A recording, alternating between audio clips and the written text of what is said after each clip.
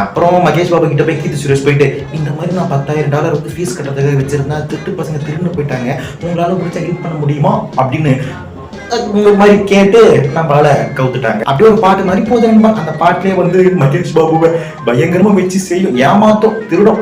அப்படியே கடைசியில பச்சை மாதிரிலாம் குத்தி காட்டும்பா. அதையும் நம்ம தலைவர் லூசு மாதிரி கண்கள் இரண்டா ஜெய் மாதிரி நம்பி ஏமாந்துருவாரு. ஒரு நாள் என்ன ஆகும்னா, இந்த மாதிரி பார்ட்டி பப்பு வந்து மகேஷ் பாபு போகும்போது அங்கதான் நம்ம கீர்த்தி சுரேஷோட சுயரூபத்தையே பார்ப்பாரு.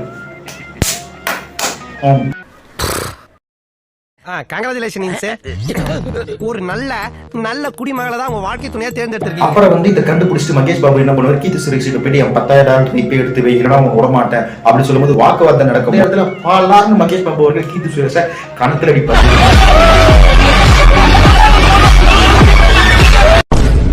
எங்கேயும் அடிச்சுட்டு விடமாட்ட சொல்லி உடனே கீர்த்தி சுரேஷ் என்ன பண்ணா அவங்க அப்பாவுக்கு போன் பண்ணோம். நான் நினைச்சேன் சரி கார்ல ஏதோ வருவானுக்கு போல இருக்குது 4-5 அடியாளுங்க, ஏன்னா ஹீரோயினை வந்து கொஞ்சம் கெத்தா காட்டினா தானே ஹீரோ கிட்ட சண்டை போடும்போது கொஞ்சம் இன்னும் கொஞ்சம் கெத்தா இருக்குன்னு நினைச்சா நல்லா யோசிச்சிருக்காங்கப்பா டேரக்டர். வராங்கப்பா மகேஷ் பாபு கிட்ட கன் பாயிண்ட் வச்சு மரியாதை அங்கிருந்து போயிட்டு எங்க மேடம் கிட்ட போயிட்டு இல்லைன்னா வந்து போட்டு தள்ளுருவேன்.